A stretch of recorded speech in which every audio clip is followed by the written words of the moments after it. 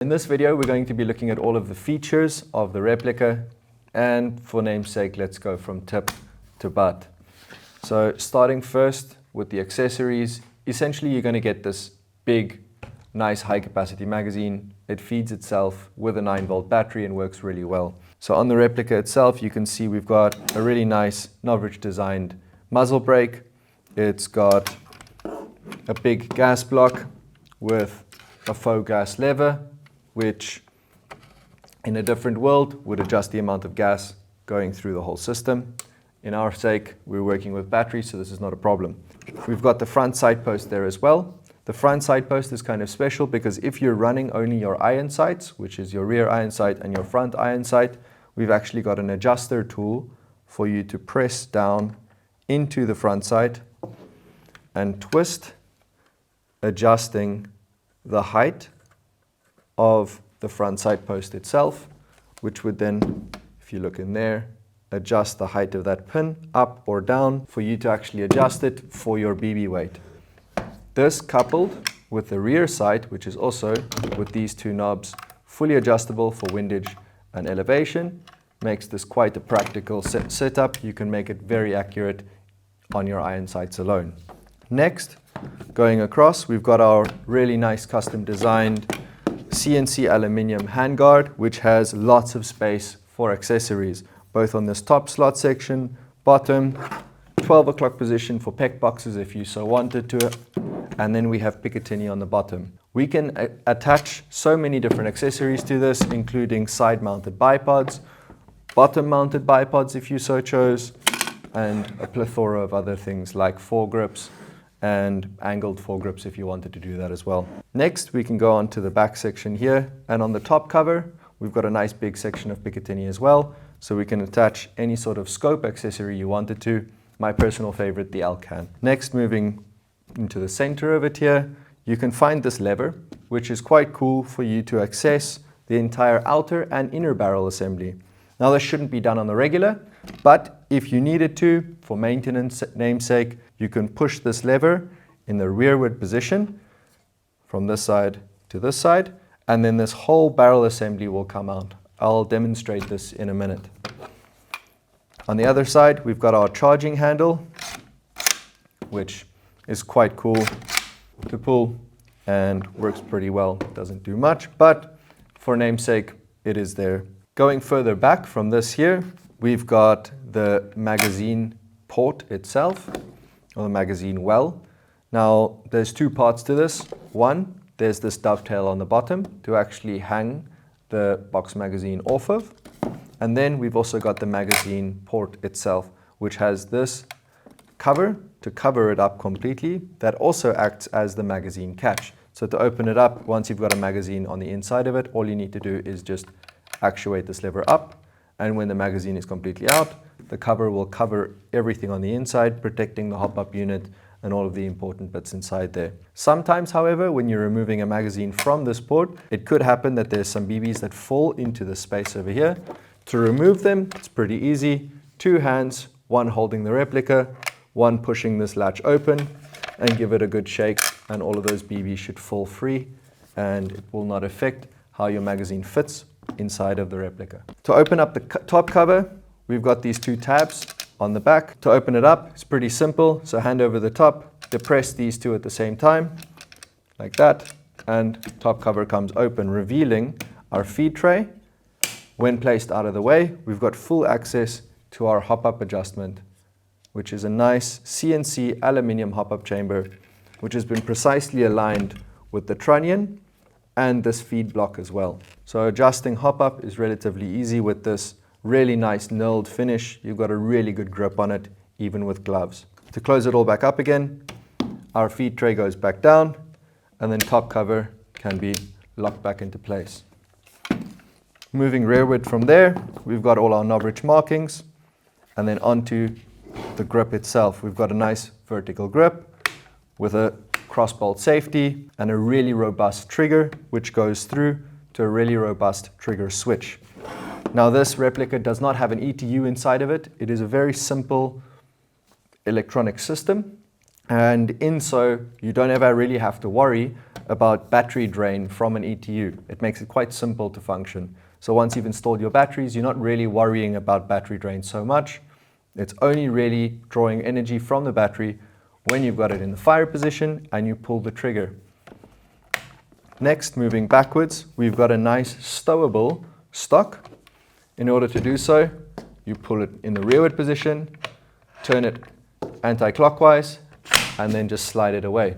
Packs away, makes it a little bit smaller. You can put it inside a bag if you're on the way to the field. And once you get there, just simply pull it out and twist. And then you've got it back into the open position.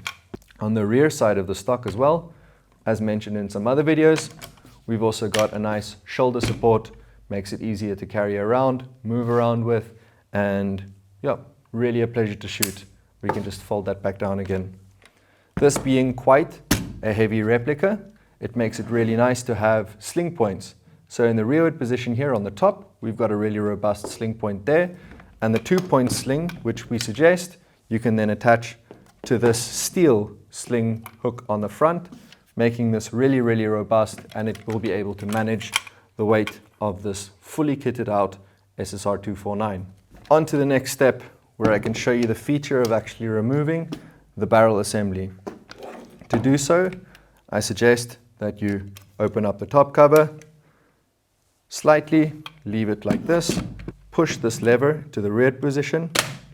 From this position, we can just pull the barrel assembly out the front. It might be a little bit tight, so just be gentle and don't force anything. So hand over the gas block assembly and slightly wiggling it and pulling it all out the front. We can close this top cover again and have a look at this assembly here. It's essentially comprised of our inner barrel with 2 supporting O-rings which supports it on the inside of the outer barrel, and our hop-up chamber. Now this entire process of removing this outer barrel assembly with the inner barrel from the replica shouldn't be done too often. It should only be done really when you have special amounts of maintenance or a bucking exchange or something like this that you would like to proceed with on the hop-up chamber itself. For the rest of the time, barrel cleaning and things like this can be done simply with your barrel cleaning rod from the front of the replica, and it should not be a problem whatsoever. To reinstall this, I would suggest that you align everything first with the inner barrel and the hop-up chamber, specifically to the trunnion and the guide that is inside of this.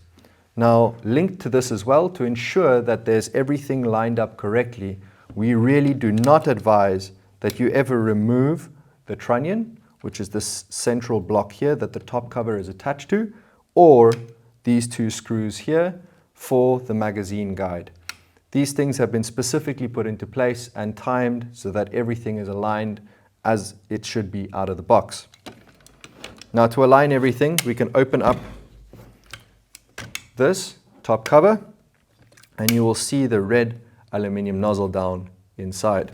Now to align everything here, you will see on the hop-up chamber there is a hole for the BBs to feed into the chamber. This should be on the left-hand side, same side as the feed tray. We can then carefully support everything to drop this back into place with that hole on the left-hand side. There's a little tab that you will see there that when turned into the correct position will slide into a slot on the gearbox, allowing everything to align. Now once you've got this installed, make sure that you turn this clockwise, the barrel itself, so that everything aligns perfectly. Once that's in position, we can then, once turned again clockwise to make sure it's in position, drop in the outer barrel over the top, carefully dropping it all the way down. And once we're here, firmly press down till you hear a click, Now once you've heard that click, it should be firmly in place. So just to make sure that it is there, grab onto the handguard, grab onto the gas block, and just give it a bit of a tug to make sure it's there. It should be completely seated, that there is no play whatsoever in the whole system. From this point onwards, we can close again the feed tray and close the top cover, and we're good to go. Now another feature on this is our quick spring exchange, and as mentioned inside of other videos, we have a 0.5 joule version which will come as 0.5 joule version only. However, if you've purchased the 1.5 joule version, you can upgrade it to a 2 joule if your field allows it, simply by opening up the stock, removing this top pin,